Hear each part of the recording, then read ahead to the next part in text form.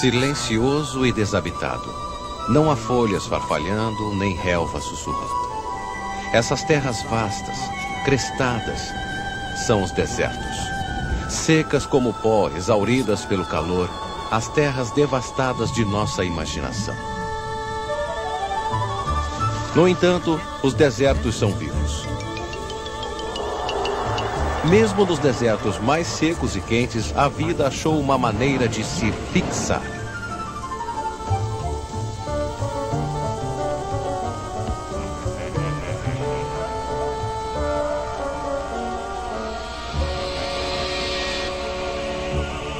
Dizem os árabes que o deserto é o jardim de Alá.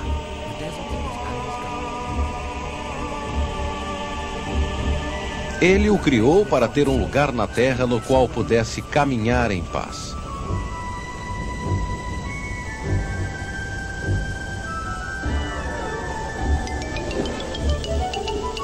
O deserto é para quem gosta de desafios.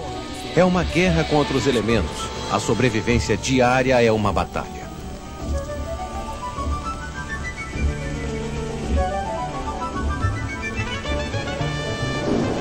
Os desertos são, por definição, lugares secos. Mas nada vive sem água. Faz parte do processo de cada vida. Todos os seres vivos dependem desse recurso natural. Este é o maior desafio do sobrevivente no deserto: achar água onde parece não existir.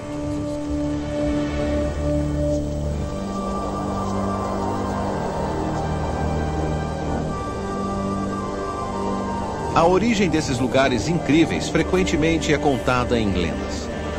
Alguns povos antigos acreditam que o deserto resultou do acesso de raiva de um peru constantemente provocado por causa de sua voz feia e estridente. O peru agarrou então um pau em chamas e o brandiu contra os que o atormentavam, queimando-se e transformando um paraíso tropical numa terra devastada, onde poucos gostariam de ficar. Um deserto é definido como um lugar onde a média de chuva anual é menor que 25 centímetros. Isso é uma parte mínima de chuva que cai nas áreas com florestas. Quase 1/3 da superfície da Terra é árido, mas há muita água no nosso planeta cobrindo a maior parte do globo. Por que então temos tantos desertos? A resposta está no vento.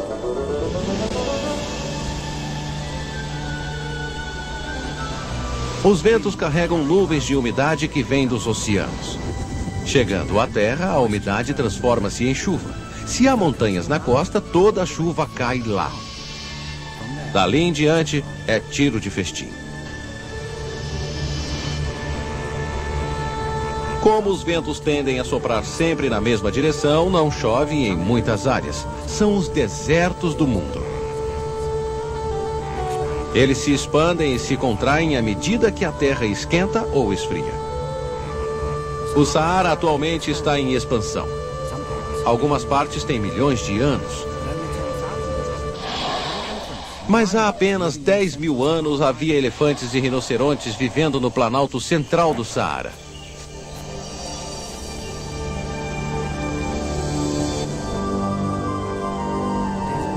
Os desertos vão a extremos. Depois do pôr do sol, o calor escaldante do dia se dispersa no céu sem nuvens. Depois de um dia sufocante, a noite é gelada, mesmo nos desertos mais quentes. Os sobreviventes do deserto precisam enfrentar esses desafios. O camelo sabe muito bem, ele não se altera com essas condições extremas. O camelo é o maior animal do deserto e seu símbolo mais antigo. Ele já aparecia em moedas gregas e romanas. No Antigo Testamento, os camelos carregavam os presentes de Salomão e da rainha de Sabá. No Islã, o camelo é uma criatura do paraíso. O preferido de Maomé era Al-Qaswa, que o levou quando ele fugiu de Meca. Durante a jornada, Al-Qaswa se ajoelhou no lugar chamado Koba. Maomé percebeu que era um sinal de Deus e resolveu parar. Essa parada confundiu um exército que o perseguia, salvando a vida de Maomé. Hoje há uma mesquita no lugar em que Al-Qaswa se ajoelhou.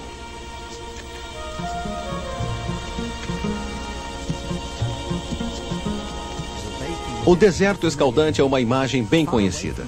Mais longe do Equador, o calor do verão dá lugar a um inverno rigoroso. No deserto de Gobi, na Ásia, a temperatura cai para 40 graus centígrados negativo e o deserto mongol permanece com temperaturas abaixo de zero a metade do ano. Nos desertos frios, a vida deve ser capaz de ir do forno para o freezer. Uma pelagem quente ajuda a evitar o frio no inverno. Essas alpacas sul-americanas têm pelos espessos e macios. Na época dos Incas, só as pessoas de sangue real podiam usar a lã mais luxuosa de todas, de um animal parente da alpaca, a vicunha.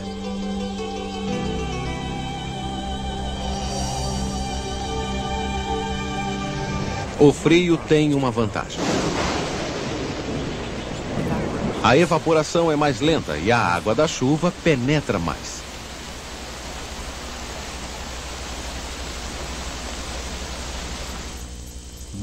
Mais vegetação significa mais comida para os animais que pastam. As plantas do deserto talvez não pareçam apetitosas, mas apesar de rijas, elas são devoradas rapidamente. Um animal grande pode fazer uma boa refeição no deserto frio, mas não é fácil. Geralmente a comida é escassa demais para uma manada. É mais para animais solitários ou casais.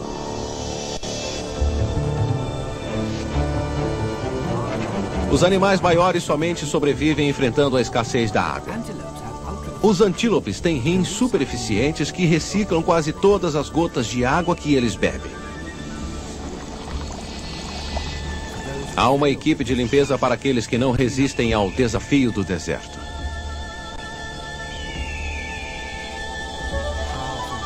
Aves possantes do deserto, como a águia e o condor, transpõem constantemente o espaço entre os mundos da terra e do céu. Os zunis americanos acreditavam que a águia podia voar até o sol. Por isso se associava naturalmente aos deuses e era uma mensageira muito útil. As penas das águias usadas em cerimônias tradicionais ajudavam os zunis a fazer contato com seus deuses, pedir o que mais desejavam: chuva.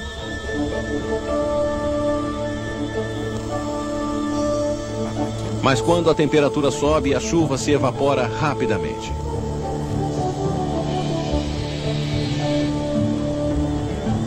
Perto dos trópicos, as estações não são tão definidas. Não há um período de resfriamento.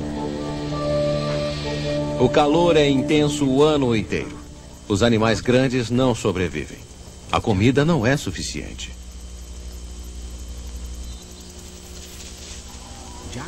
Os coelhos no deserto americano de Sonoran são menores e podem encontrar uma sombra. Eles não suam nem ofegam como os mamíferos grandes. Eles irradiam calor pelas suas enormes orelhas. Eles se mantêm frescos sem suar.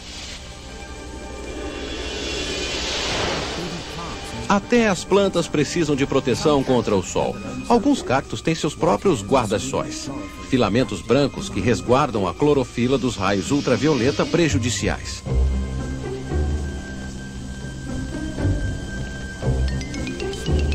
Os animais pequenos resistem bem ao calor, mas há uma exceção. Os camelos antigamente eram o correio internacional da Ásia e do Oriente Médio. Eles eram os únicos animais capazes de atravessar o deserto. Além dos viajantes, as caravanas de camelos transportavam sal, seda, especiarias, frutas e plantas exóticas e notícias. As antigas rotas da seda e das especiarias que ligavam a China, a Índia e a Arábia com a Europa eram longas e perigosas. Essas trilhas, hoje quase apagadas, atravessavam montanhas e desertos e durante séculos foram disputadas ferozmente. Na história Just So, de Rudyard Kipling, o camelo era um animal preguiçoso, ligeiramente diferente do animal que conhecemos hoje. Quando repreendido por seus erros, ele apenas respondia "ronf". Seu castigo foi passar o resto de seus dias trabalhando. Para ajudá-lo, ele recebeu um novo perfil. Com seu ronf de energia estocada, ele podia passar semanas sem comer. Desde aquela época, o camelo já pagou todos os seus pecados. Famílias inteiras são regularmente carregadas em suas costas. Uma frase famosa descreve o camelo como um cavalo desenhado por uma comissão. Mas, na verdade, o design do camelo é o triunfo da eficiência. A famosa corcova do camelo não é um reservatório pessoal de água e nem serve para melhorar sua aparência. É uma mochila cheia de comida, estocando até 45 quilos de gordura. Uma usina de energia. A pelagem parece excessiva, mas as noites no deserto são geladas. Nenhum animal do deserto quer que a poeira e a areia entrem nos seus olhos. Por isso, quando há nuvens de poeira, as venezianas se fecham. Mas as luzes não se apagam. Essas pálpebras são semi-transparentes e o camelo enxerga através delas. Esse navio do deserto não corre o risco de naufragar. Essas patas têm dedos largos e achatados, como sapatos de neve. E essas pernas compridas mantêm o corpo do camelo longe do calor do solo. Os camelos não são exigentes para comer. Com a língua e os beiços endurecidos, nem precisam ser. Eles comem praticamente tudo. Os camelos têm outros truques para enfrentar o deserto. Eles toleram mudanças na temperatura do corpo que matariam outros animais. Depois de dias sem água, eles podem beber vários litros em alguns minutos. Uma sentença de morte para outras criaturas. Mas mesmo o camelo procura evitar muita exposição ao calor. Em climas frios, os pinguins se amontoam para se aquecer. Os camelos se amontoam para se refrescar. Assim, os que estão no meio se isolam do calor do meio-dia.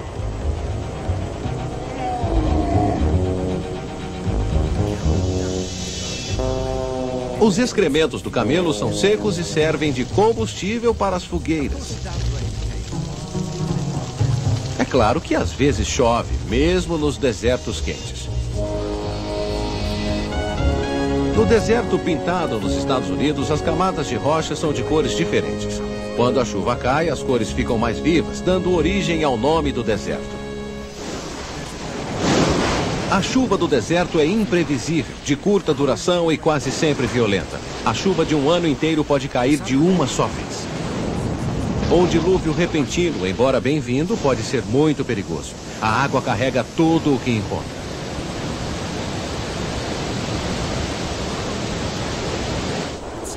Transportando pedras pontudas, ela escava as rochas mais moles que encontra pelo caminho, abrindo ravinas e gargantas. Só as rochas mais duras resistem.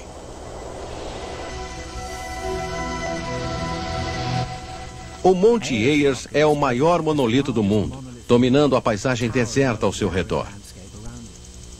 Nas suas encostas há fendas profundas, cavernas e cacimbas. De acordo com a mitologia aborígene, lá vive uma serpente grande e perigosa. Quando ofendida, ela deixa a cacimba e dá o bote na forma de um arco-íris.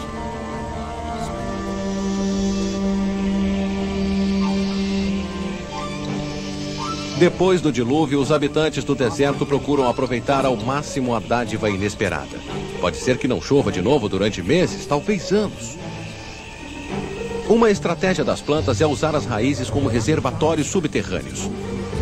A raiz principal da Welwitschia africana chega a ter 90 centímetros de diâmetro.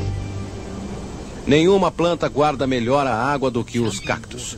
O saguaro é a sentinela famosa dos desertos americanos. Oferece um puleiro espinhento para os gaviões, que aproveitam ao máximo a vista.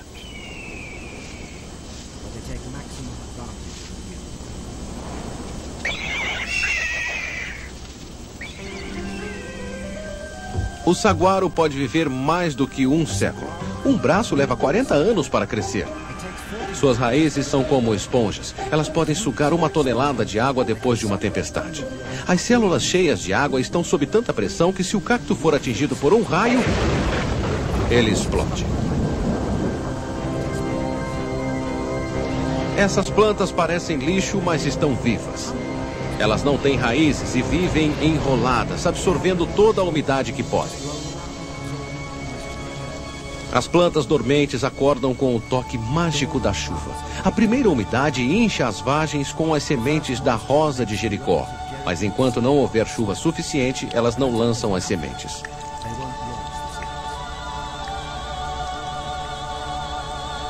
Depois disso, as sementes germinam e crescem em 6 horas. Por causa dessa regeneração espetacular, elas simbolizam a ressurreição de Cristo. Alguns animais do deserto também parecem ressuscitar dos mortos, pelo menos na lenda. Uma história africana fala de uma competição entre o sapo e a gazela. O sapo perdeu a primeira prova, uma corrida. Então, ele se gabou de que podia ressuscitar. Disse para a gazela queimar a casa dele com todos os que estavam dentro. Toda a aldeia achou que os sapos haviam morrido. Anos mais tarde, depois de uma tempestade, todos se espantaram ao ver a família dos sapos se divertindo numa poça d'água, comemorando sua vitória sobre a morte. O truque dos sapos foi bem simples. Em épocas de seca, sua pele externa atrofia e eles se enterram aparentemente mortos durante meses, anos até. Quando a chuva chega, os sapos estufam com a umidade, surgem da terra e se apressam em comer e em se reproduzir. Seus filhotes passam depressa pela fase de girinos em poças que secam rapidamente. Mas eles não são os únicos. As poças se enchem de pequenos organismos que despertam com a chuva.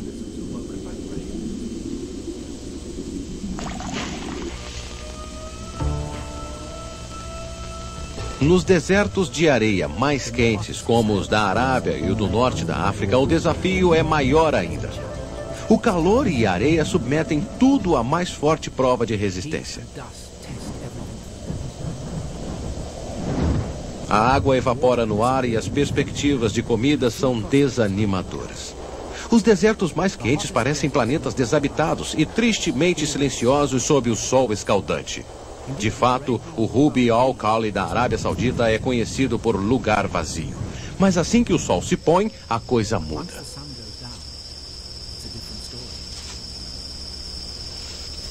Esses animais se escondem do calor do dia, poupando energia e água. Quando o calor vai embora, o deserto ganha vida, a luz da lua.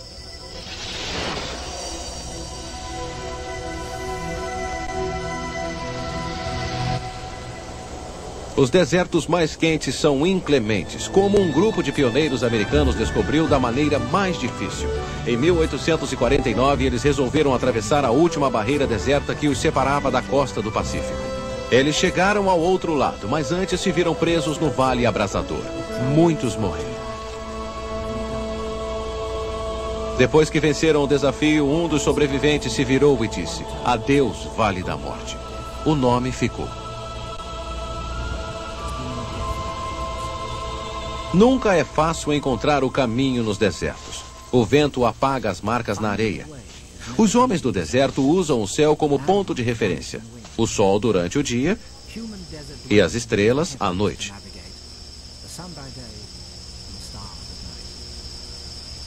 Os nômades do deserto do Turquestão orientam-se pela estrela polar, que chamam de pino de ferro. É preciso uma cabina cheia de aparelhos eletrônicos para guiar um avião através de um deserto. Mas um pássaro chega ao seu destino usando apenas os sentidos.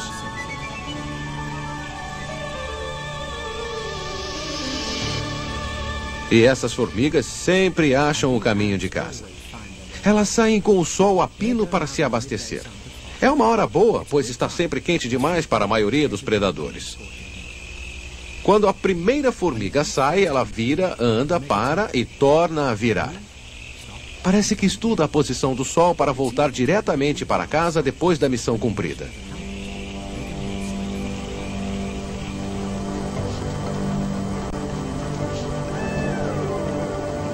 Os sobreviventes dos desertos quentes aproveitam ao máximo cada gota de água. Os insetos são os melhores porque sua pele dura e serosa conserva a umidade.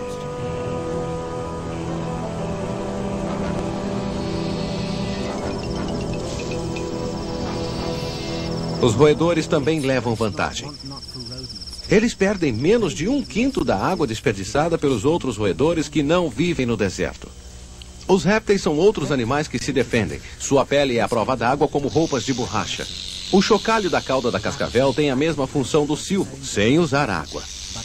E a precisão mortal não deixa que se perca energia em ataques mal-sucedidos.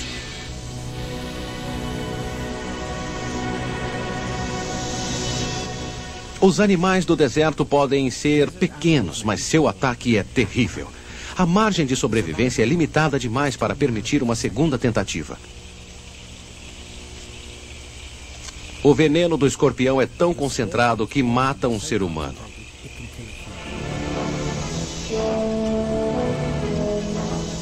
No Egito Antigo, os escorpiões eram associados à morte e às trevas. Diziam que o deus Sete desferia suas tentativas de assassinato disfarçado de escorpião. As pessoas picadas suspeitavam do sobrenatural. Os habitantes dos desertos de areia estão sempre à mercê do vento. Quando os ventos rodopiam, eles carregam partículas minúsculas de rocha. Essas colunas de areia são muito comuns à tarde, no deserto. Em árabe chama-se djinns, ou gênios. Os gênios são seres mágicos poderosos, cujos mestres, como Aladim, invocam à vontade.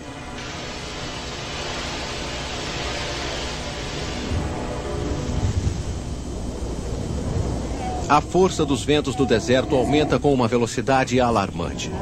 Carregando uma areia cortante, eles formam nuvens que cegam e sufocam, com até 1,5 km de altura, e derrubam tudo por onde passam.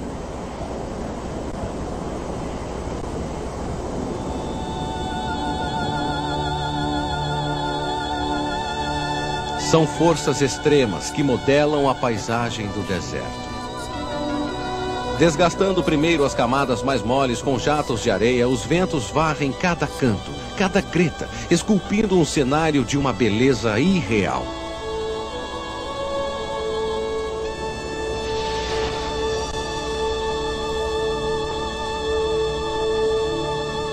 As dunas, os mares do deserto, refluem constantemente. Elas chegam a se mover mais de 30 centímetros por dia e muito mais durante as tempestades. A areia engolfa tudo o que encontra. Mas é universalmente considerada limpa e pura. Os muçulmanos do deserto têm permissão de fazer sua lavagem ritual com areia em vez de água. E a areia conserva. Os egípcios antigos que enterravam inicialmente seus mortos na areia do deserto descobriram que os corpos permaneciam quase intactos. Quando começaram a enterrar os mortos em túmulos mais espetaculares, as coisas não deram certo. Separados da areia por sarcófagos elaborados, os corpos apodreciam. Foi necessário usar novas técnicas e o resultado foram as múmias. A vida nos desertos quentes de areia exige uma abordagem especial. Os animais do deserto conhecem todos os macetes. Nos lugares mais quentes da Terra, é possível fritar um ovo na areia. Por isso, o contato com ela deve ser mínimo. Mas a areia facilita uma fuga. Cabeças redondas ajudam na hora de fazer uma toca. Pernas curtas são úteis para escavar. Alguns nem têm pernas.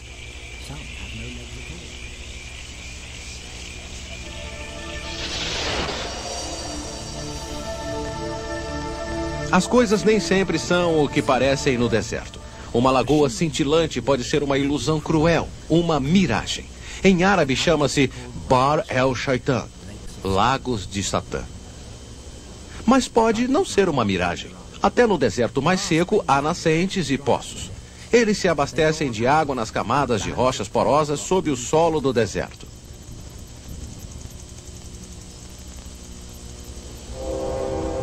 As areias que se movimentam sobre esses reservatórios subterrâneos podem produzir uma ressonância musical fantasmagórica. Há um deserto cantante na Mongólia interior, perto do local onde Gengis Khan está enterrado. Diz a lenda local que aquele som espectral é a música de princesas encantadas, presas em seus castelos sob as dunas.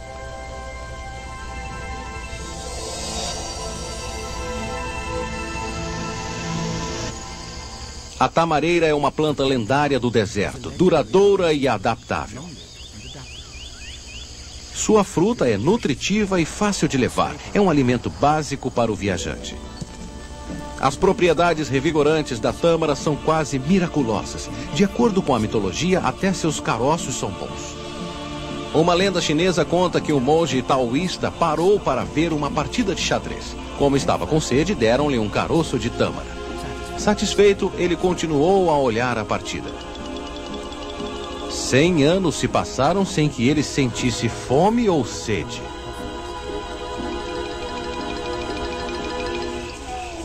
Os oásis são os salva-vidas dos viajantes. Sem eles seria impossível viajar no deserto. E eles são vitais para o camelo. Os camelos são os únicos animais grandes adaptados aos desertos mais quentes, mas mesmo eles precisam comer e beber água de vez em quando. Com companheiros humanos como os nômades tauregues, os camelos atravessam as areias escaldantes do Saara, o lugar mais quente da Terra. Entre os oásis há, às vezes, vários dias de calor e de areia. Eles vivem juntos. Sem o camelo, o tauregue não poderia viajar. E sem os nômades, o camelo morreria de fome.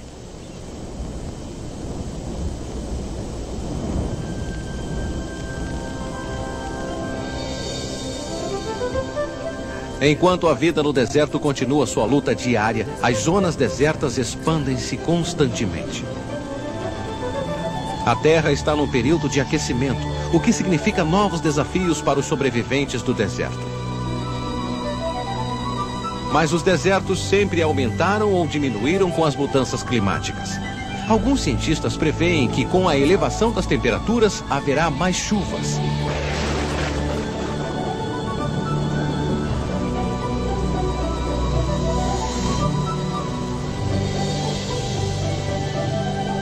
Vai ficar mais quente, mas também choverá mais. E água significa vida.